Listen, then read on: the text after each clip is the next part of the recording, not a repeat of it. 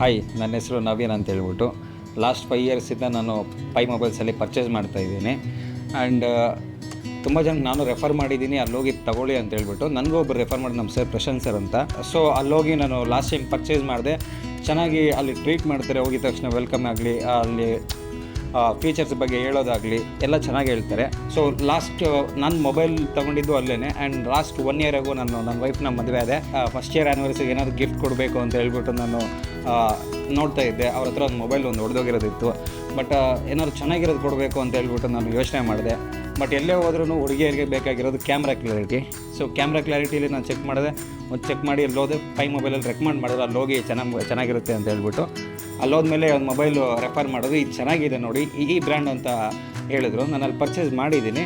And ಎಲ್ಲ ಚೆನ್ನಾಗಿದೆ, ತೊಂದರೆ ಇಲ್ಲ. ಪ್ರೈಸಸ್ಸು ರೀಸನಬಲ್ ಇದೆಲ್ಲ ಚೆನ್ನಾಗಿದೆ ಅಲ್ಲಿ. ಆ್ಯಂಡ್ ಈ ಥರ ಕೂಪನ್ದು ಅಂತೆಲ್ಲ ನಮಗೇನು ಗೊತ್ತಿರಲಿಲ್ಲ. ಲಾಸ್ಟ್ ಒಂದು ಸರಿ ಕಾಲ್ ಮಾಡಿದವಾಗ ಅದು ಫೇಕ್ ಅಂದ್ಕೊಂಡಿದ್ದೆ. ಬಿಕಾಸ್ ಪೈ ಮೊಬೈಲ್ಸ್ ಅವ್ರು ಕೊಡಬೇಕು ಅಂತಿದ್ರೆ ಅವರು ಯಾವುದೇ ಥರದಾಗಲಿ ಅವರು ಟ್ರೈ ಮಾಡಿ ಕೊಡ್ತಾರೆ.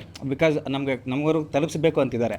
ಹಾಗಾಗಿ ಅವ್ರು ನಮಗೆ ನನ್ನ ನಂಬರು ಈವನ್ ರೀಚಾರ್ಜ್ ಮಾಡ್ಕೊಂಡಿಲ್ಲ ಅಂದರೆ ಅವರು ವಾಟ್ಸಪ್ಪಲ್ಲಿ ಕಾಲ್ ಮಾಡಿದ್ರು. ವಾಟ್ಸಪ್ಪಲ್ಲಿ ಕಾಲ್ ಮಾಡಿ ಅವ್ರು ನನಗೆ ಇನ್ಫಾರ್ಮ್ ಮಾಡಿದ್ರು. ಬಟ್ ನಾನು ಅಂದ್ಕೊಂಡೆ ಫಸ್ಟ್ ಮೆಸೇಜ್ ನೋಡಿ ನಾನು ಇಗ್ನೋರ್ ಮಾಡ್ತಿರ್ತೇನೆ. ಆ್ಯಕ್ಚುಲಿ ಇಗ್ನೋರ್ ಮಾಡಿದವಾಗ ನಾವು ಫೇಕ್ ಕಾಲ್ಸ್, ಫೇಕ್ ಮೆಸೇಜಸ್ ನೋಡ್ತಿರ್ತೀವಿ, ಅವೆಲ್ಲ ನಾವು ತಲೆಗೆ ಹಾಕೊಳ್ಳಲ್ಲ. ಬಟ್ ಅವರು ನಮ್ಮವ್ರಿಗೂ ಬರಬೇಕು ಅಂತ ರೀಚ್ ಆಗಬೇಕು ಅಂತ ಹೇಳ್ಬಿಟ್ಟು ಅವ್ರು ನಮ್ಮವ್ರಿಗೂ ಬಂದು ನಮಗೆ ಈ ಗಿಫ್ಟ್ ವೋಚರು ಗೆದ್ದಿದ್ದೀರಾ ಅಂತ ಹೇಳಿ ನಮಗೋಸ್ಕರ ಇನ್ಫಾರ್ಮ್ ಮಾಡಿ ಅವ್ರು ನಮ್ಮ ಹಿಂದೆ ಬಿದ್ದು ನಮ್ಮದು ಏನೋ ಡಾಕ್ಯುಮೆಂಟೇಷನ್ ಇದೆ ತಗೊಂಡು ಅವಾಗ ನನಗೆ ಚೆನ್ನಾಗಿ ನಂಬಿಕೆ ಬಂತು.